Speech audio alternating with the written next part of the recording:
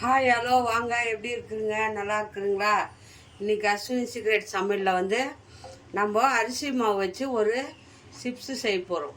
அரிசி மாவில் ஒரு ஸ்நாக்ஸு, சாயங்காலம் ஈவினிங் ஸ்நாக்ஸு. அது எப்படி பண்ணுறதுன்னு பார்க்கலாமா? பாருங்கள், நான் வந்து இந்த கப்பில் ஒரு கப்பு வந்து அரிசி மாவு எடுத்துக்கிறேன்.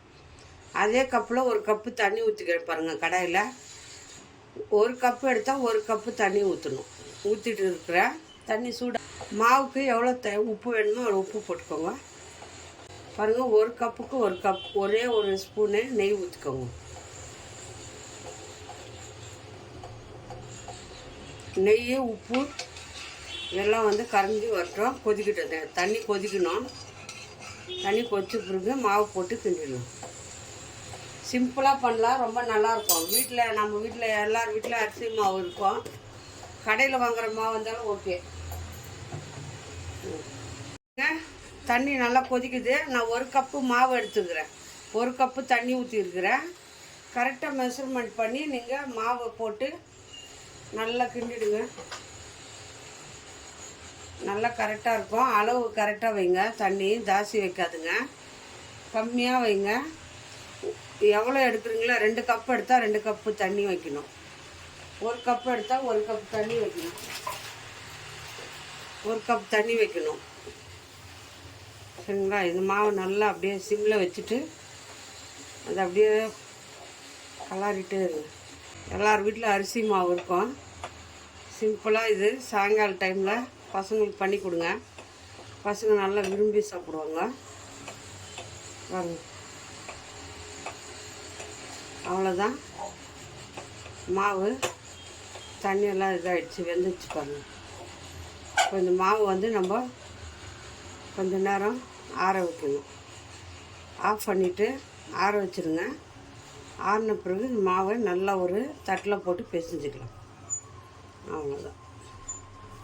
ஆறட்டும், நல்லா சூடு. அப்புறமா ஆயில் வச்சுருக்கிறேன். பண்ணி இந்த மாதிரி முக்கோணம் மாதிரி இந்த மாதிரி கட் பண்ணிக்கோங்க. எல்லாம் பாருங்கள், ஒரு கப்பு அரிசி மாவு தான் போட்டோம். சூப்பராக வந்துருக்கு பாருங்கள். இந்த மாதிரி சின்ன சின்னதாக கட் பண்ணிக்கோங்க. எண்ணெய் நல்லா காஞ்ச பிறகு நம்ம இதை போட்டு எடுத்துக்கலாம். எண்ணெய் காஞ்சிச்சா பார்க்கலாமா? பாருங்கள், சின்னதாக ஒரு இது போடுங்க. எண்ணெய் காஞ்சிச்சு. இப்போது வந்து எடுத்து இது போட்டுக்கலாம். பாருங்கள், ஒன்று ஒன்றா போட்டுக்கோங்க. இந்த மாதிரி போட்டு எல்லாத்தையும் பொரிச்சு எடுத்துக்கலாம். ரொம்ப நல்லாயிருக்கும் டேஸ்டியாக இந்த சிப்ஸு. நம்ம நல்லா அரிசி மாவில் இந்த மாதிரி சூப்பராக ஸ்நாக்ஸ் பண்ணலாம். இந்த மாதிரி கொஞ்சம் லைட்டாக கலர் வந்ததும் எடுத்துடலாம். ஆயில் பாரு, சவுண்ட் எப்படி வருதுன்னு. இந்த மாதிரி வறுத்துக்கோங்க. ஒரு குண்டுலாம் ஒரு பாத்திரத்தில் போட்டுக்கோங்க. அப்போ தான் வந்து நம்ம இதில் காரம் போட்டு மிக்ஸ் பண்ணுறதுக்கு நல்லாயிருக்கும். இவ்வளோ நல்லா வருது பாருங்கள். இது இந்த பபுள்ஸ் எல்லாம் அடங்கிடணும். அப்போ தான் வந்து நல்லா வெந்து வந்துடுச்சுன்ட்டு எடுத்துக்கணும். பாருங்கள், இன்னும் பபுள்ஸ் இருக்குது பாருங்க. லைட்டாக அப்படியே கலர் திரும்பிச்சு. இப்போ எடுத்துக்கலாம். அங்கே எவ்வளோ சவுண்டு வருது, கலரெல்லாம் காட்டுறேன். இன்னும் கொஞ்சோண்டு இருக்குங்க. எல்லா சிப்ஸும் போட்டு பாருங்கள், சூப்பராக வந்துடுது சிப்ஸு. எல்லாம் சவுண்டு வருதா? இப்போ இதில் வந்து நம்ம கொஞ்சம் காரத்துக்கு எவ்வளோ காரம் வேணுமோ நான் இப்போ கொஞ்சம் பெப்பர் பொடி போட்டுக்கிறேன். பெப்பர் காரத்துக்கு கொஞ்சம் தனி மிளகாத்தூள் கொஞ்சமாக, எவ்வளோ காரம் வேணுமோ அவ்வளோ போட்டுக்கோங்க. கொஞ்சம் லைட்டாக உப்பு போட்டுக்கோங்க. உப்பு ஜாஸ்தி ஆகிடும். உப்பு போட்டுருக்குறேன் மாவில். இது அப்படியே போட்டுருங்க. போட்டு நல்லா வந்து நல்லா குளிக்கணுங்க. காரம் எவ்வளோ வேணுமோ அவ்வளோ போட்டுக்கோங்க.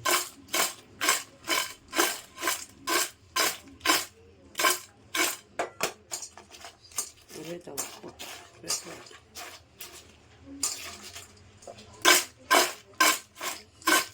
அவ்வளோதான், ரெடி ஆகிடுச்சு. ஒரு கப்பு அரிசி மாவுக்கு டேஸ்டியான ஒரு ஸ்நாக்ஸு ரெடி பண்ணுறது. சிப்ஸு எவ்வளோ சாப்பிட்டது எல்லாம் உடஞ்சி போகுது.